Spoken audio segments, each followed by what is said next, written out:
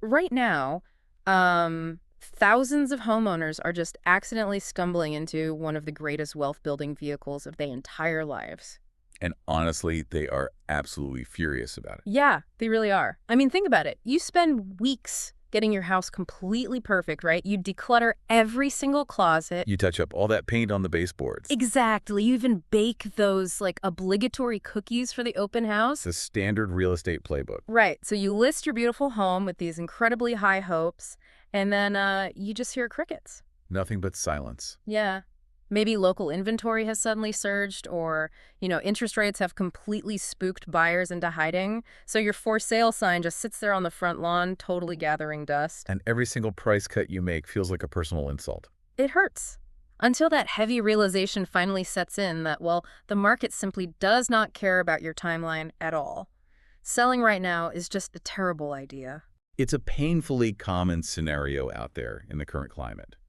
I mean, you do everything by the book, but the macroeconomic environment completely overrides your personal plans. You're just stuck. Yeah, you are left holding this asset you desperately, desperately wanted to liquidate. Okay, let's unpack this because that is exactly the mission of our deep dive today. We are breaking down a really fascinating recent blog post that has been making the rounds online. It really has been everywhere. Right, and it's detailing this growing 2026 real estate phenomenon, the accidental landlord. We're going to explore how a regular homeowner handles this totally jarring transition into a real estate investor simply because a stubborn market ruined their plans. But I have to ask, is this just a few unlucky people, or is this a massive market shift we are witnessing right now? Oh, it is undeniably a massive shift. I mean, according to the source material, the 2026 market is currently seeing a 3-year high in unsold listings, pivoting directly to the rental market. Wow, a 3-year high. Yeah, so um, if you're finding yourself in this exact position, you are looking at a huge cohort of peers. The sheer volume of homeowners pulling their listings to just, rent out their properties instead is staggering. It's basically a logjam. Exactly. It's a significant structural reaction. And it's primarily driven by this gridlocked housing climate where, frankly, buyers can't afford to buy and sellers can't afford to sell. Right, so a 3-year high definitely points to a systemic issue. So moving past that initial emotional shock of the stalled sale, we need to look at the mechanical why behind this gridlock. Like the obvious question is, why aren't these sellers just taking a small loss, dropping the price to whatever the current market will bear, and just walking away? Well, to understand the actual mechanism keeping them in place, we have to let's define the specific persona of the accidental landlord. Okay, let's do Because this. these individuals, they did not set out to build some real estate empire. No, they didn't want to be moguls. Right. They weren't spending their weekends reading up on cash-on-cash return. I mean, they never tried to optimize the cash income they generate relative to the cash they invested. They just bought a home to live in. A normal house for a normal life. Exactly. But then a major life circumstance intervened, like a sudden job relocation across state lines, or maybe a marriage that resulted in 2 primary residences. Or they inherited a place. Right. They have a life event demanding they move, but it's completely colliding with a market that just refuses to let them sell traditionally. So they are totally anchored, but the decision to hold the property rather than take a minor loss on the sale price, that brings us to the core financial driver the text identifies, the golden handcuffs. Oh, yes. Now that phrase sounds luxurious, but it's really actually about the cost of capital, isn't it? It is entirely about the cost of capital. The golden handcuffs refer to those historically low mortgage rates people locked in a few years ago. Right. A massive portion of these homeowners are sitting on a 30-year fixed mortgage rate of around 3%. Which is unheard of today. Exactly. Because in today's climate, where rates are hovering closer to 7%, the math of selling becomes deeply prohibitive. If you sell the house, you extinguish that 3% debt. Which is huge. It's like having a winning lifetime VIP discount card at a store. That is a great way to look at it. Right. If you sell the house, you essentially shred that VIP card, and you have to pay double the price for admission everywhere else. Trading a 3% mortgage on your current property for a 7% rate on a new one, I mean, that just drastically cuts your purchasing power. Oh, absolutely. The monthly payment on a new, similarly priced home would be significantly higher solely because of that interest rate spread. So keeping the asset and letting someone else pay down that low-interest debt seems like a no-brainer. It's not just a matter of selling the physical house, it is the destruction of a deeply discounted financial instrument. What's fascinating here is how this forced transition completely alters the homeowner's long-term financial trajectory. Right. Because the market is essentially forcing them to hold an asset during an inflationary period. And by doing so, they inadvertently step into a highly leveraged wealth-building vehicle. Even if they don't want to. Exactly. It feels like this massive burden at first, but structurally, it operates as a very powerful financial engine. Which means we really need to look at the actual mechanics of this hidden upside. Because since the homeowner is essentially trapped into keeping the house by the math of the golden handcuffs, we have to look at why this accident might actually be a massive financial win. It really can be. Let's dig into the phantom money and the actual wealth-building mechanics here. So the first major insight the text provides is this concept of buying time through amortization. Okay, break that down for us. Sure. When you pull the house off the sales market and rent it out, you are essentially hitting the pause button on your immediate need to sell. But that financial engine, it doesn't pause. Right. Every single month, the tenant's rent check goes toward your mortgage payment. Right, but I want to clarify how that actually builds wealth, because it's not a flat line, is it? I mean, early on in a 30-year mortgage, the bulk of your payment goes entirely to interest, not the principal. That is a crucial distinction. Mm-hmm. The amortization curve dictates that interest is heavily front-loaded. Right. However, if you've already lived in the home for, say, 5 or 7 years before becoming an accidental landlord, you are moving much further down that curve. Yeah, okay. A much larger percentage of that monthly payment is now actively attacking the principal balance. So while you are just buying time, waiting out the stubborn sales market, the tenant is actively and aggressively paying down your debt. Oh. They are building your equity dollar for dollar, while the property historically appreciates over the long term. You are quietly growing wealthier on the balance sheet. So you go from feeling held hostage by a property to realizing a third party is basically funding your long-term savings account. Pretty much. But equity paydown is just the surface layer. The text leans heavily into the tax shield. Because once you transition a primary residence into a rental, your entire relationship with the IRS fundamentally changes. It becomes a business relationship. Exactly. You're operating a business, which means you can deduct the mortgage interest, the property taxes, insurance premiums, and maintenance costs. Yeah, and those are your standard operating deductions. But the true powerhouse of real estate tax strategy, which the text really highlights, is depreciation. Okay, I want to stop here for a second. Sure. Let's challenge this concept because on its face, it seems completely contradictory. How can you claim a loss or depreciate an asset that we literally just established is appreciating in value over the long term? I mean, what is the actual mechanism allowing you to tell the IRS your property is losing value? I know it sounds totally backward, but it comes down to a fundamental accounting concept called the matching principle. The IRS separates the value of the physical structure of the house from the value of the land it sits on. Okay, so the dirt versus the building. Exactly. Land doesn't degrade. But a physical building experiences wear and tear over time, roof ages, pipes corrode, the foundation settles. Sure, houses get old. Right. So the IRS assumes the physical structure has a useful life of exactly 27.5 years. Wait, 27.5 exactly. Yeah, exactly, 27.5. Don't ask me how they got that specific number, but that's the rule. So they allow you to divide the value of the structure by 27.5 and deduct that specific amount from your taxable rental income every single year. But wait, I'm not writing a check for that degradation. Like, it's not actual cash leaving my bank account. No, not at all. It is a non-cash expense. It happens entirely on paper. Ah. If your physical structure is valued at, let's say, $275,000, you get to deduct $10,000 a year as a depreciation expense. Here's where it gets really interesting. It basically acts like an invisible umbrella. Oh, I like that. Right. It's an invisible umbrella that protects your rental income from the IRS rain. If your rental property generates $10,000 in actual cash profit for the year, you apply that $10,000 paper depreciation loss against it, and suddenly your taxable income from that property drops to zero. Exactly. You keep the cash flow in your bank account, you capture the tenant paying down your equity, but the IRS taxes you as if you made literally nothing because the theoretical aging of the building just absorbed all the profit. That is the exact mechanism of the tax shield.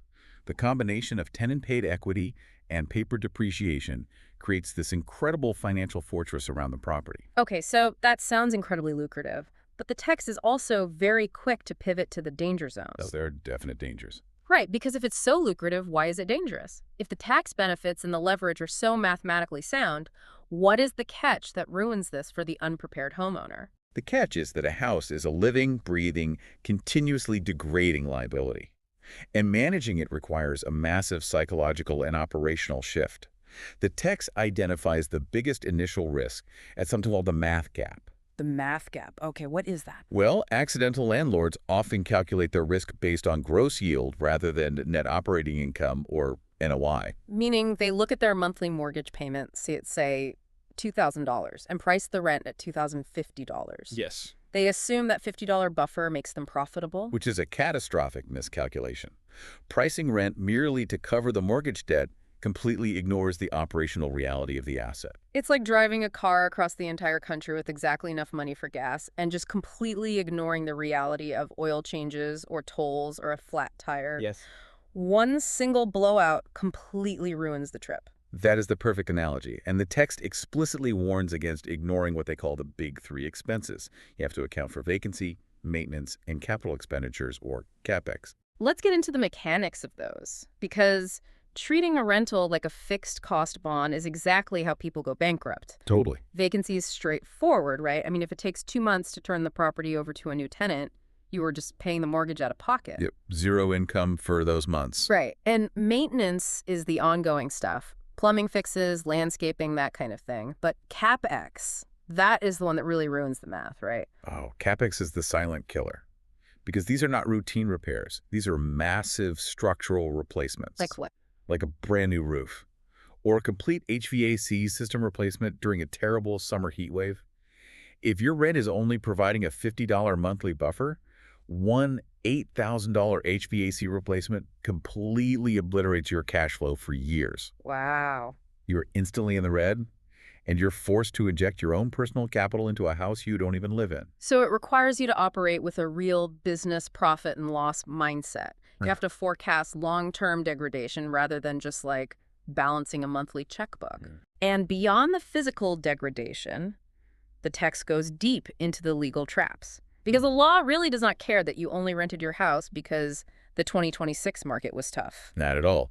The legal framework is completely uncompromising. The law doesn't give you a rookie pass. Right. The absolute moment you accept $1 of rent, you are operating a business in a highly regulated industry. You must immediately comply with the Fair Housing Act, meaning your advertising and your tenant screening processes cannot be discriminatory, even inadvertently. Which people can mess up without realizing it. All the time. And a single misstep with the fair housing tester can result in devastating lawsuits. The habitability standards are also a huge mechanical trap for the unprepared. Right. Massive. Because if that HVAC unit dies in January, you have a strict legal obligation to restore heat immediately. You can't just tell the tenant, hey, can you wait 2 weeks until my next paycheck clears? Exactly. Depending on the state laws, a tenant facing a breach of habitability often has the legal right to place their rent payments into a court-ordered escrow account. Oh, wow. So you don't even get the money. You legally cannot touch that rental income until the repair is officially made. It instantly freezes your cash flow while your mortgage payment to the bank is still due. That is terrifying. And furthermore, attempting to just use a generic internet-downloaded lease that completely ignores state-specific disclosure laws, that can render your entire contract unenforceable. A poorly drafted lease can literally cost more than the house. The legal landmines are just everywhere for the uninitiated. So you have to master the financial forecasting, you have to navigate this legal minefield, and according to the text, you also have to beat a ticking clock with the IRS. Yes, the IRS clock. We talked about the tax shield earlier, but there's this underlying tax penalty looming in the background if you rent it out for too long. Right, and this raises an important question about how long one can afford to play the landlord game before the taxman comes collecting. This brings us to the capital gains clock, specifically the Section 121 exclusion. Okay, let's break that down. When you sell a primary residence, the IRS generally allows you to exclude up to $250,000 of profit, or $500,000 if you're married, filing jointly from capital gains tax. Which is a huge chunk of change. Huge. But the mechanism for this exemption has a very strict time limit. The 2 out of 5 year rule. Correct. To avoid capital gains tax when selling, You must have lived in the home as your primary residence for 2 of the 5 years immediately preceding the sale. Okay, so the very moment you move out and place a tenant in the property, a countdown timer starts ticking. Precisely. If you rent the property for 1 or 2 years and then you finally sell it, you are safe. You still meet the criteria of living there for at least 2 of the previous 5 years. Okay, that makes sense. But the absolute moment you cross the 3-year mark of renting the property, the math violently shifts.